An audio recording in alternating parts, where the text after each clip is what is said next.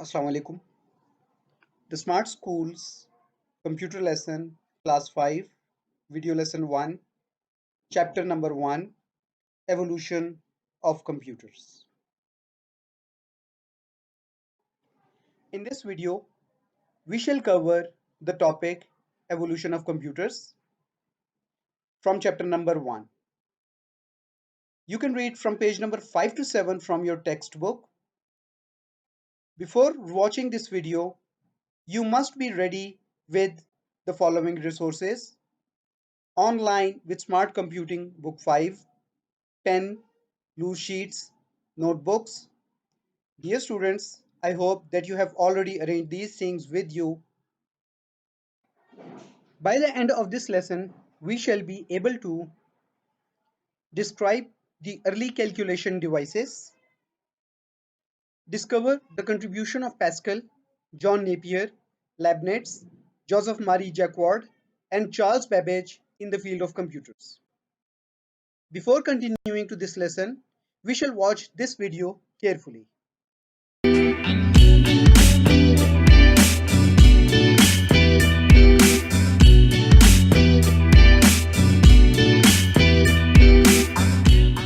Hi, thanks for tuning into Singularity Prosperity. This video is the first in a multi-part series discussing computing. In this video we'll be discussing the evolution of computing, more specifically, the evolution of the technologies that are brought upon the modern computing era. The purpose of this video is so we can appreciate how fast technology is evolving and the people who have brought us to this point. Many inventions have taken several centuries to develop into their modern forms, and modern inventions are rarely the product of a single inventor's efforts. The computer is no different. The bits and pieces of the computer, both hardware and software, have come together over many centuries, with many people and groups each adding a small contribution. We start as early as 3000 BC with the Chinese abacus. How is this related to computing, you ask? The abacus was one of the first machines humans had ever created to be used for counting and calculating. Fast forward to 1642, and the abacus evolves into the first mechanical adding machine, built by mathematician and scientist Blaise Pascal. This first mechanical calculator, the Pascaline, is also where we see the first signs of technophobia emerging, with mathematicians fearing the loss of their jobs due to progress. Also in the 1600s, from the 1660s to the early 1700s, we meet Gottfried Leibniz, a pioneer in many fields, most notably known for his contributions to mathematics and considered by many the first computer scientist. Inspired by Pascal, he created his own calculating machine, able to perform all four arithmetic operations. He was also the first to lay down the concepts of binary arithmetic, how all technology nowadays communicates, and even envisioned a machine that used binary arithmetic.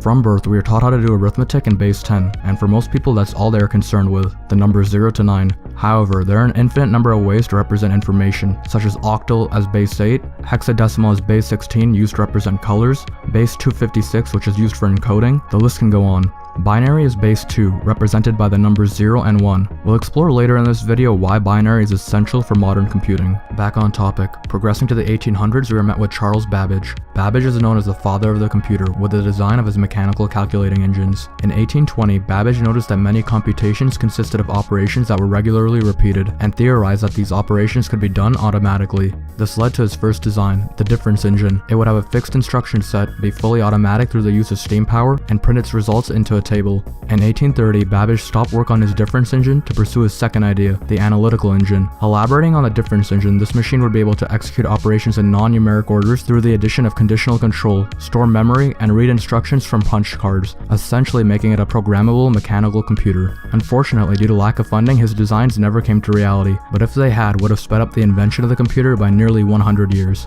Also worth mentioning is Ada Lovelace, who worked very closely with Babbage. She is considered the world's first programmer and came up with an algorithm that would calculate Bernoulli numbers that was designed to work with Babbage's machine. She also outlined many fundamentals of programming such as data analysis, looping, and memory addressing. 10 years prior to the turn of the century, with inspiration from Babbage, American inventor Herman Hollerith designed one of the first successful electromechanical machines, referred to as a census tabulator. This machine would read US census data from punch cards, up to 65 at a time, and tally up the results. Hollerith's tabulator became so successful, he went on to found his own firm to market the device. This company eventually became IBM. To briefly explain how punch cards work, essentially once fed into a machine, an electrical connection is attempted to be made. Depending on where the holes in the card are, will determine your input based on what connections are completed. To input data to the punch card, you could use a key punch machine, aka the first iteration of a keyboard. The 1800s were a period where the theory of computing began to evolve, and machines started to be used for calculations. But the 1900s is where we begin to see the pieces of this nearly 5,000-year puzzle coming together, especially between 1930 to 1950.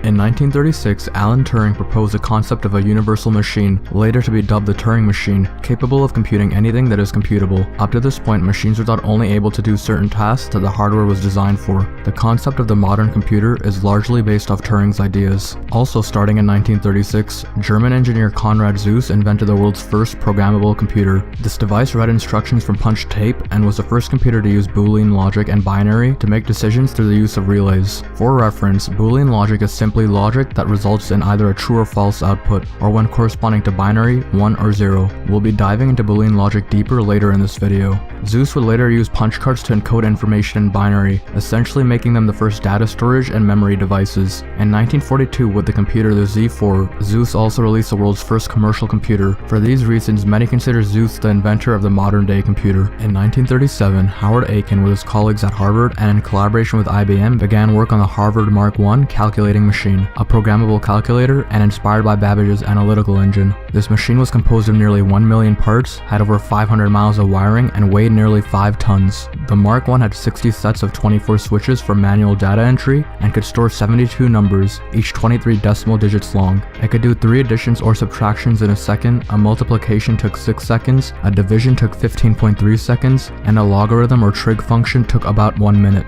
As a funny side note, one of the primary programmers of the Mark I, Grace Hopper, discovered the first computer bug, a dead moth blocking one of the reading holes of the machine. Hopper is also credited with coining the word debugging.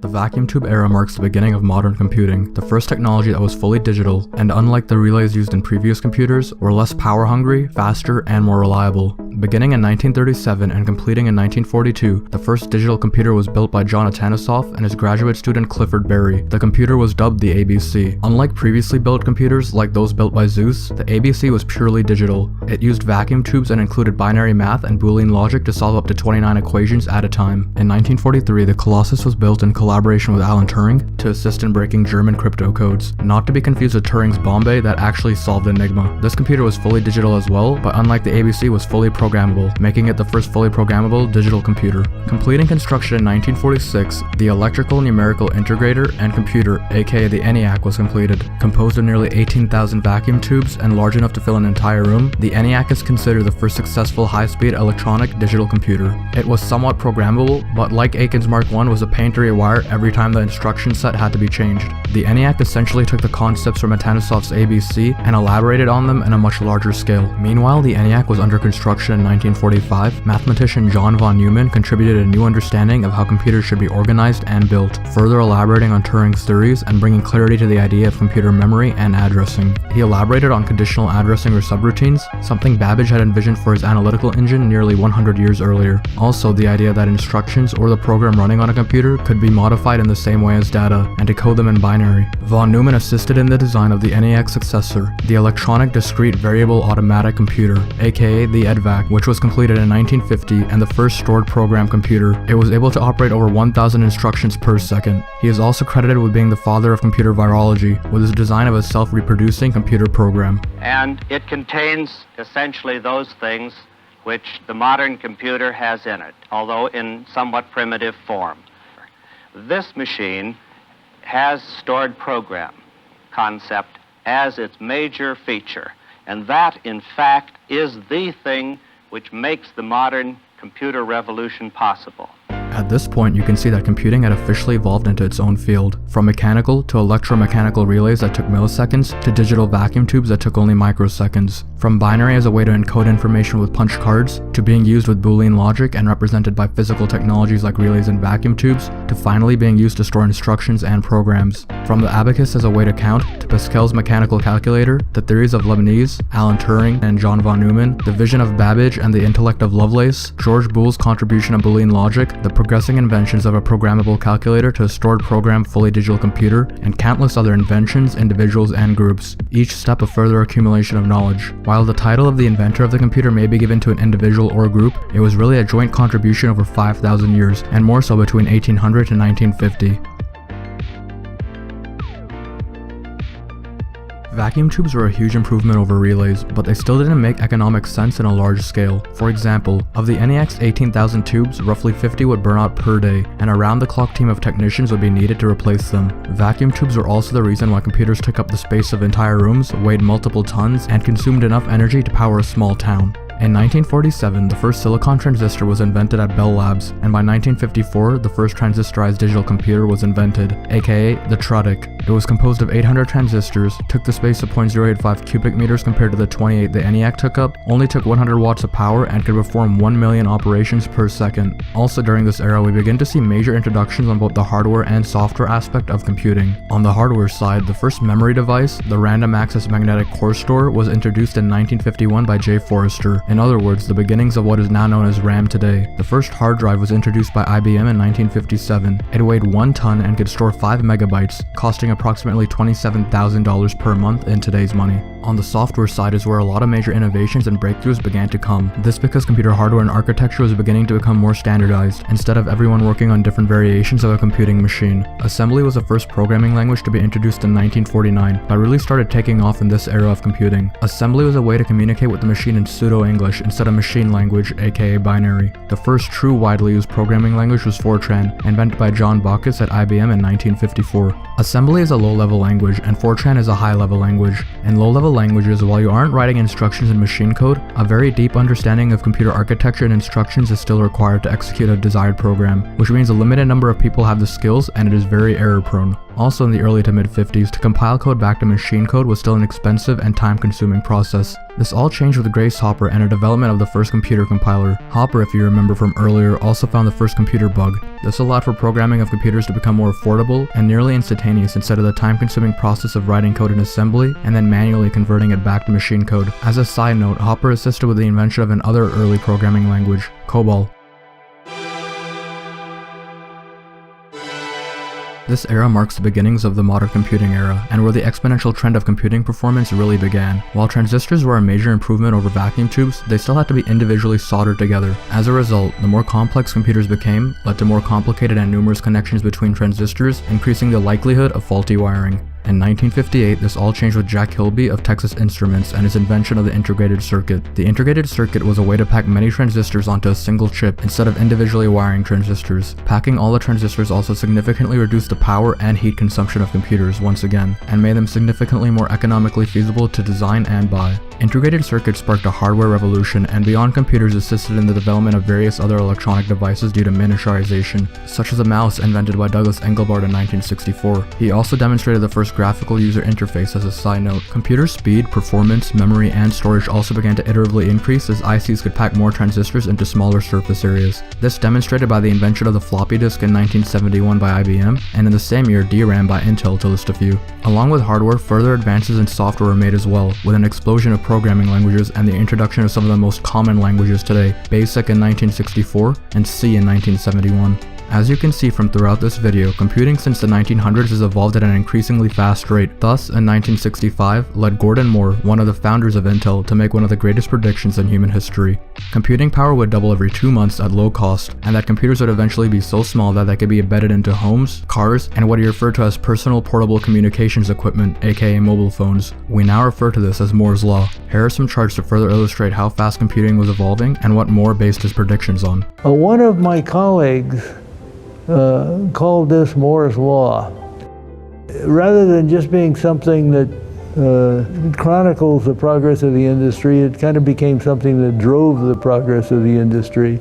A tremendous amount of engineering and commitment has been required to make that happen, but much to my surprise, the industry has been able to keep up with the projection. At this point, the video has come to a conclusion. I'd like to thank you for taking the time to watch it. If you enjoyed it, please leave a thumbs up, and if you want me to elaborate on any of the topics discussed or have any topic suggestions, please leave them in the comments below. Consider subscribing to my channel for more content, follow my Medium publication for accompanying blogs, and like my Facebook page for more bite-sized chunks of content. This has been Encore, you've been watching Singularity Prosperity, and I'll see you again soon.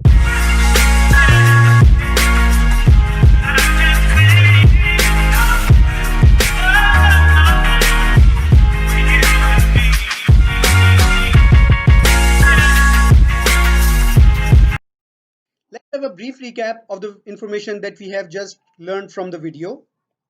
For this, read from page number 5 to 7 from your textbook. Memorize the various forms of early calculating devices such as abacus, Pascaline, Napier's bones, Leibniz calculator, Jacquard loom, difference engine, and analytical engine.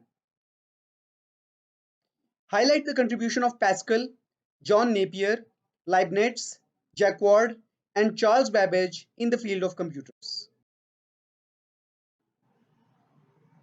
Now students, can you tell me which was the first calculating device used by the people? You have just read it in your textbook. That's good. It was abacus. Do you know what an abacus is? It was the first calculating machine. It was invented in China about 5,000 years ago. It consists of rectangular frame with vertical rods and beads. The beads on the rods are allowed to slide up and down. This machine could only add and subtract items.